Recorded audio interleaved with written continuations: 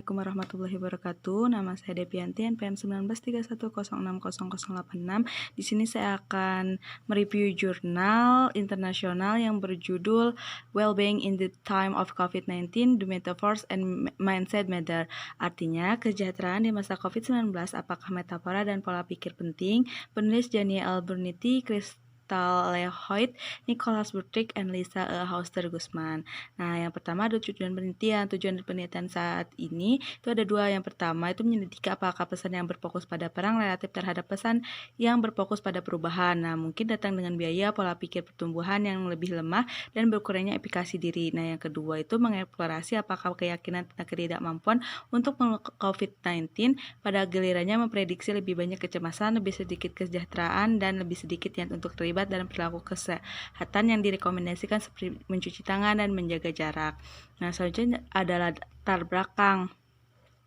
Penyakit coronavirus 2019 atau COVID-19 adalah darurat kesehatan masyarakat global yang selain ancaman terhadap kesehatan fisik dan ekonomi global, penyakit ini juga menimbulkan tantangan bagi kesehatan mental. Meskipun ada banyak sekali sumber peningkatan tekanan psikologis, salah satunya kontributor potensial adalah cara media untuk menggambarkan penyakit tersebut. Selanjutnya teori. Yang pertama ada pemikiran metaforis. Metafora adalah bahasa kiasan di mana satu ide digunakan alih-alih yang lain agar lebih deskriptif.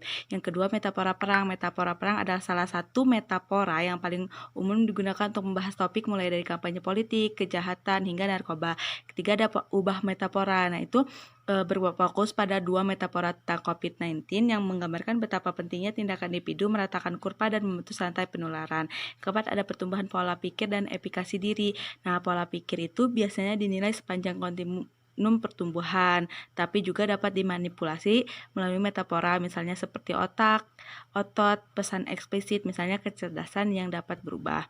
Selanjutnya ada hipotesis. Nah, yang pertama itu peserta membaca perang relatif terhadap pesan yang berfokus pada perubahan akan melaporkan pada pola pikir pertumbuhan yang lebih rendah. Yang kedua itu peserta yang membaca pesan perang relatif terhadap pesan yang berfokus pada perubahan yang akan melaporkan efikasi diri yang lebih lemah. Yang ketiga ada pola pikir pertumbuhan dan efikasi diri akan berhubungan secara positif dengan kesejahteraan psikologis yang lebih besar, ditandai dengan tingkat kecemasan yang lebih rendah dan tingkat kesejahteraan global yang lebih tinggi.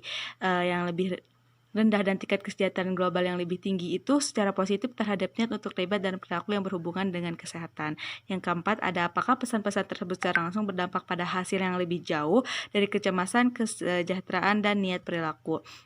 Selanjutnya ada metode penelitian. Nah, di jurnal kali ini tuh ada dua kali metode penelitian. Nah, metode penelitian pertama itu ada peserta dan prosedur, itu menggunakan platform sumber peserta Cloud Research untuk merekrut peserta dari Amerika Serikat, dari Mechanical Turk Amazon, pasar internet untuk sampai ke online. Sampel online. Nah, itu yang kedua itu ada pengukuran. Yang pertama itu keterikatan atau item check. Pertama, peserta harus menjawab setidaknya satu dari pertanyaan jawaban singkat dengan cara yang menunjukkan bahwa mereka itu tahu artikel itu tentang virus. Yang kedua ada pola pikir virus. Peserta menanggapi item menggunakan skala mulai dari 1 sampai 7. Apapun yang dilakukan orang, peluang terkena virus tetap alfanya itu sama dengan 0,78. Yang kedua, selanjutnya ada self efficacy untuk mengolah virus. Itu meminta peserta untuk menunjukkan dalam skala mulai dari 1 hingga dengan 7. Yang selanjutnya ada kegelisahan. Pada skala dari 1 itu sama sekali tidak ada.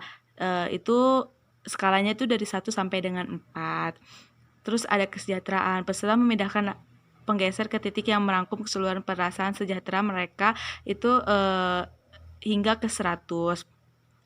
Selanjutnya itu ada skala niat perilaku COVID-19.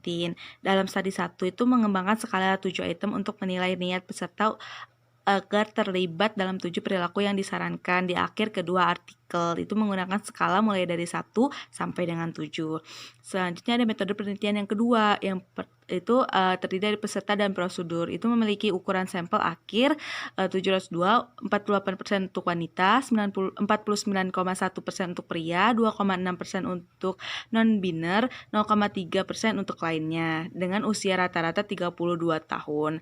Kedua itu ada pengukuran. Nah, dalam studi pertama itu ada rekomendasi yang terkait dengan perpindahan perintah tinggal di rumah. Yang kedua, studi 2 itu memeriksa ideologi politik yang dengan nilai ukuran 3 item yang meminta peserta menunjukkan identitas politik mereka di bidang ekonomi dan masalah sosial. Selanjutnya ada hasil penelitian. Nah, hasil penelitian juga ada dua. Yang pertama ada hasil penelitian yang pertama itu pola pikir dan efikasi diri. Hasil penelitian menunjukkan adanya pengaruh terhadap efikasi diri. Peserta dalam kondisi metafora perang melaporkan tingkat efikasi diri yang lebih rendah untuk mengelola virus dibandingkan dengan mereka yang berada dalam kondisi perubahan. Nah, itu ada juga pola pikir efikasi diri, kesejahteraan, dan niat perilaku.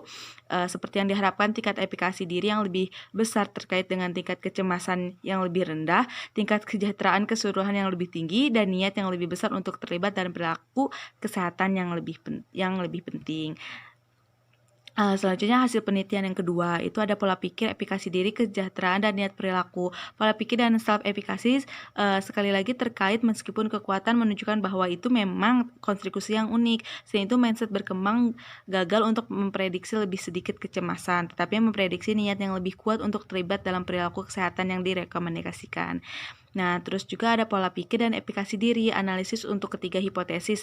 Replikasi pertama hanya mencakup data untuk dua kondisi pesan. Untuk menguji hipotesis 1 dan 2 itu pada studi 1 itu menjalankan manopai yang dengan kondisi perang atau perubahan sebagai prediktor dan pola pikir dan kemanusiaan sebagai hasil.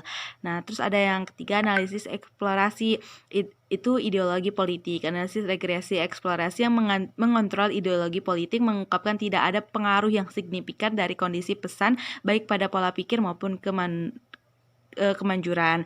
Selanjutnya ada ideologi politik secara signifikasi terkait dengan semua variasi kemampuan kecuali untuk efikasi diri, secara khusus konservatisme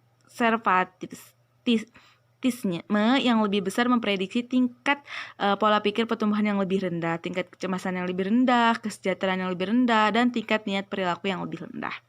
Selanjutnya ada diskusi. Dalam diskusi yang pertama dilakukan dalam beberapa minggu pertama virus di Amerika Serikat, jenis metafora itu penting menemukan bahwa peserta dalam perubahan relatif terhadap perang. Nah, terus juga ada keterbatasannya, itu mencatat arah untuk penelitian masa depan. Salah satu batasannya adalah bahwa COVID-19 adalah pandemi global dan membatasi pekerjaan pada sampel praktis dari peserta yang berbasis di Amerika Serikat. Selanjutnya ada kesimpulan singkatnya, meskipun pesan perang kurang bermanfaat dalam memanfaatkan self-efikasi daripada pesan perubahan dalam studi 1 itu tindak lanjut yang gagal untuk mereplikasi ini. Studi kedua menunjukkan bahwa kedua pesan lebih baik daripada tidak ada pesan dalam hal mempromosikan self-efikasi.